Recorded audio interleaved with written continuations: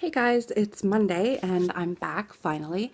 I say back because with all good intentions, I thought that I would be filming something, at least something, every day and be able to put it up. But because this channel is called Just Jade, and in my first video I did tell you guys that it was going to be real, my real life, no matter how exciting or unexciting it may be at times.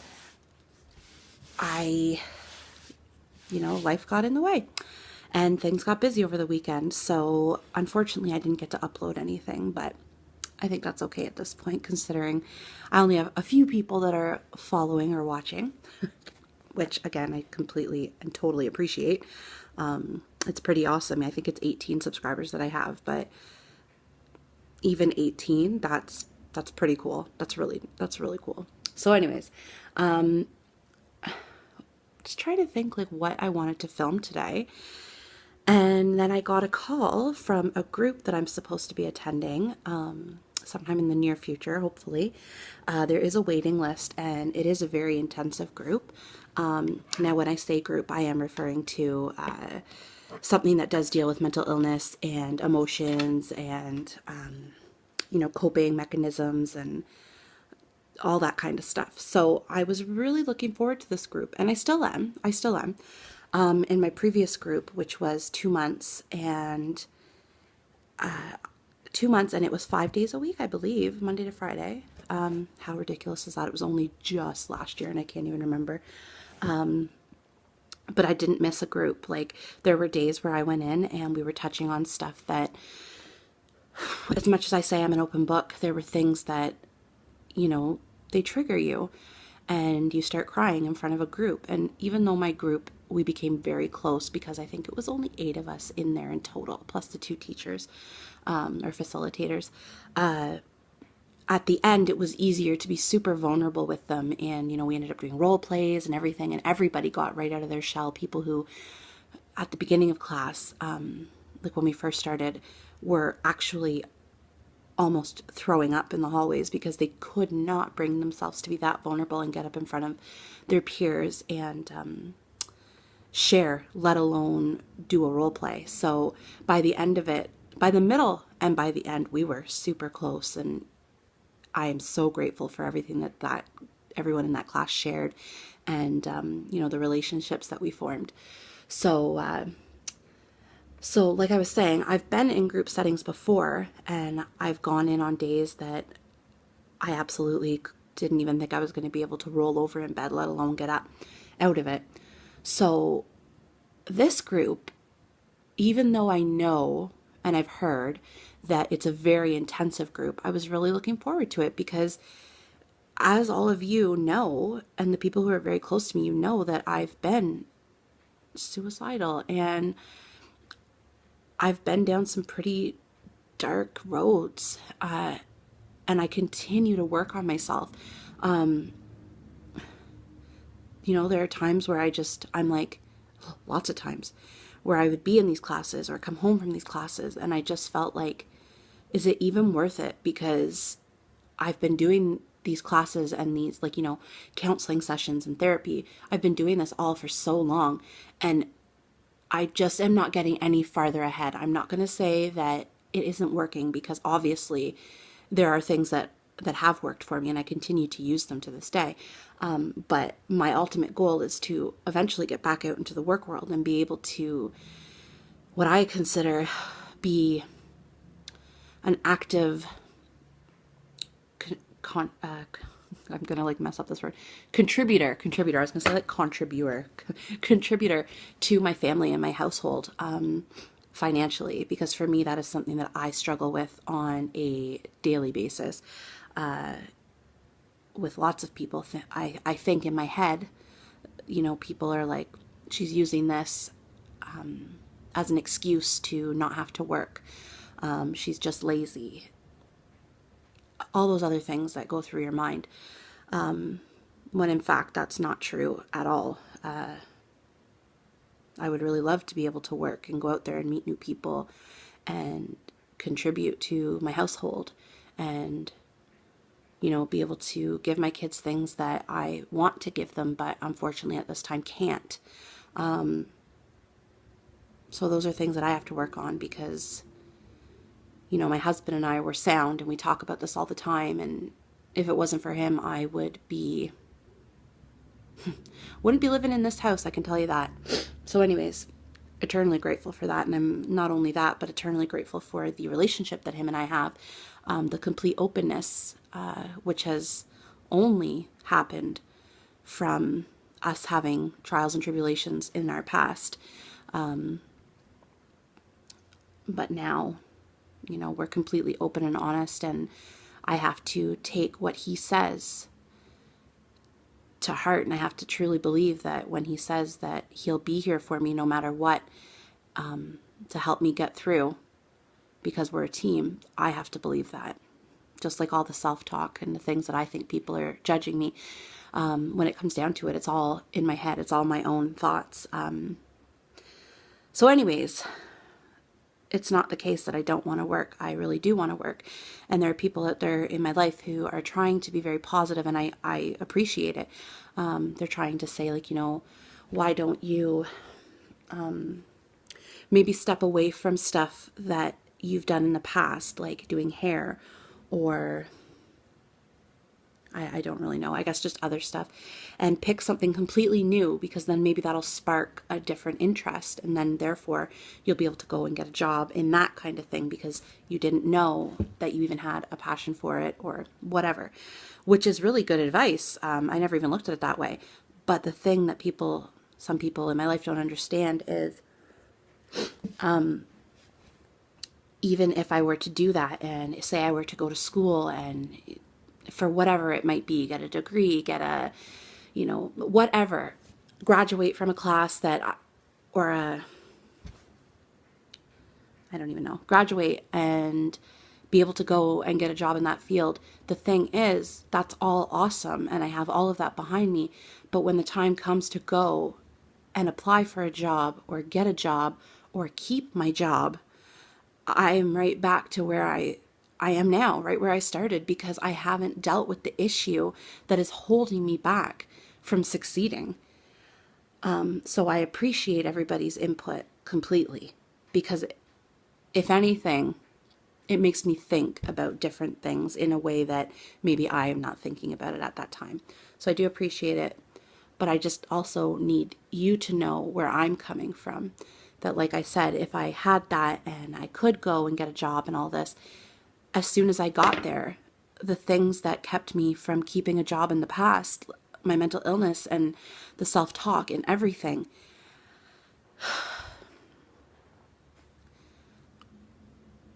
it's going to keep me right where I am now. It's going to deter me. I'm going to end up losing my job because I haven't dealt with the core issue. And to be honest, I don't even know what the core issue is yet. And that's why every single week I go to my meetings. I've never missed, I think I missed one with my caseworker.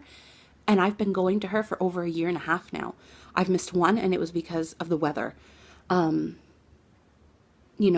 when I had to keep Roxy home, I think one time because the basement had flooded and the people were going to be here working and we didn't have her cage, I took her with me, and that was fine. Probably not the best thing to do, but I went, I continue to work on myself. And I think what people see is just me staying at home all day, and they think I'm doing nothing.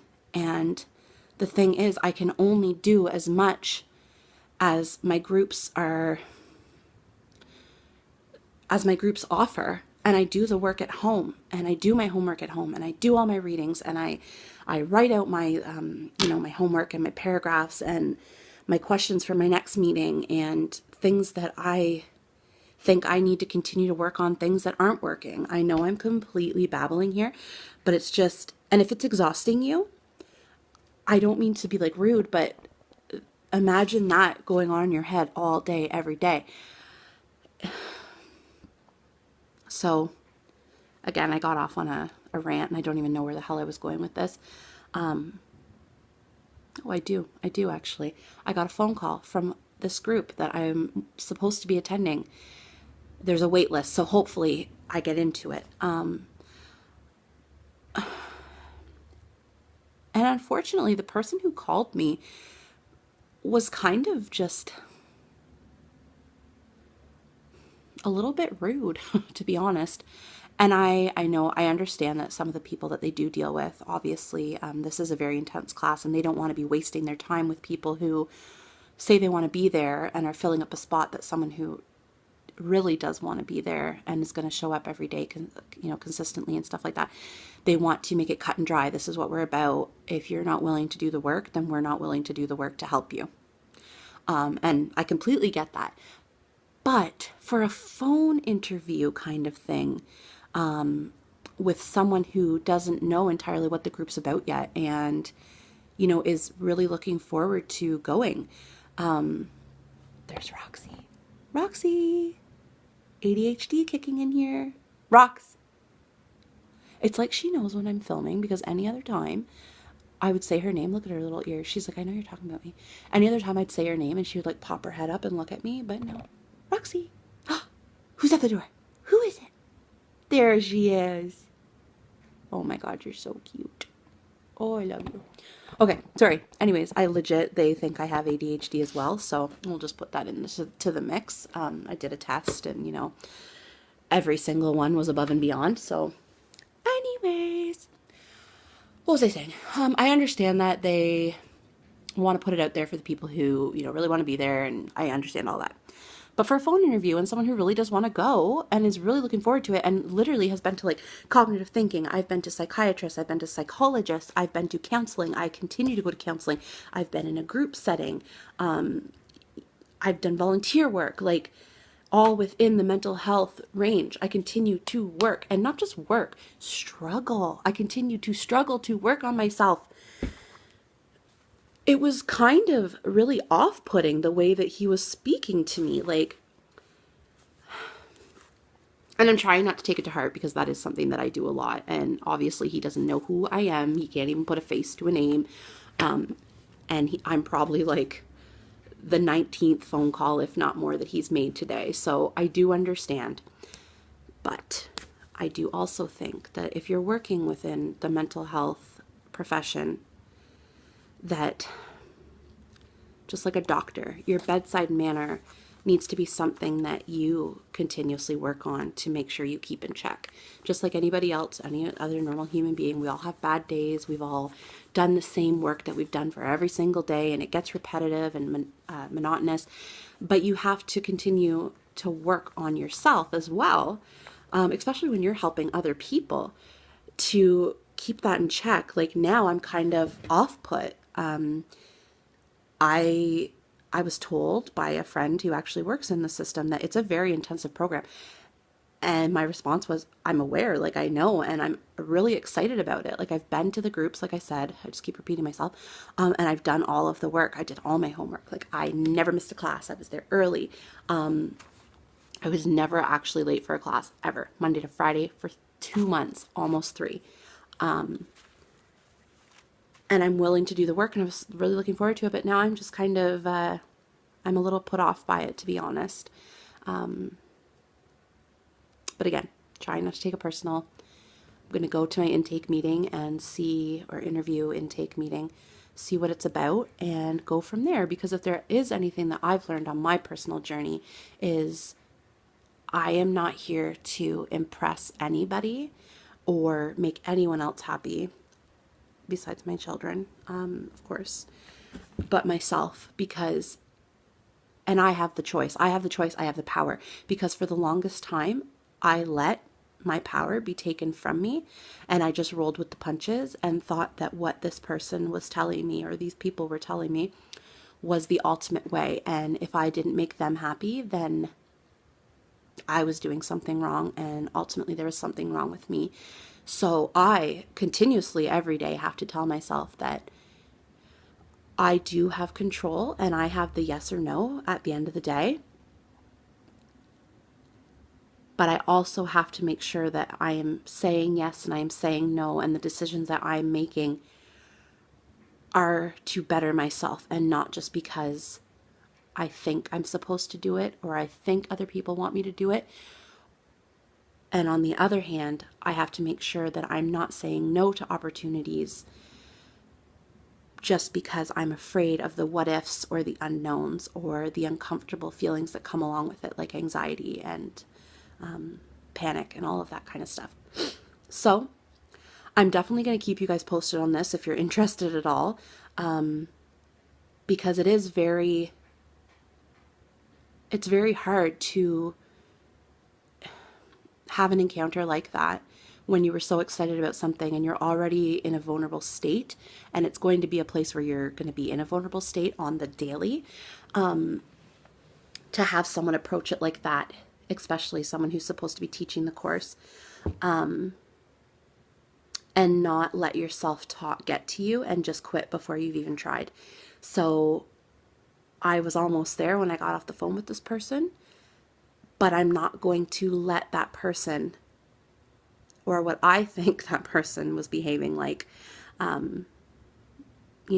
deter me from trying, because that's all I can do. I remember my grandpa used to say, did you try your best? And I would say, yeah, I really did try my best. And he's like, then that's all you can ever do. So just going to leave it at that. And thank you guys for listening. I really appreciate it. This is my longest video yet.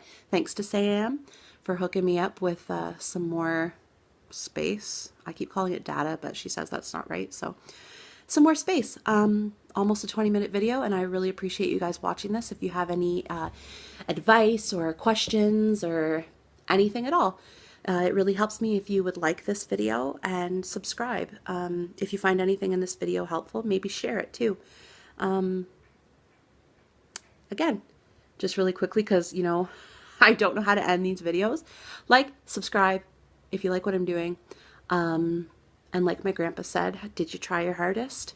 And if you said yes, then that's all you can do. Love you guys so much, and thank you. Bye.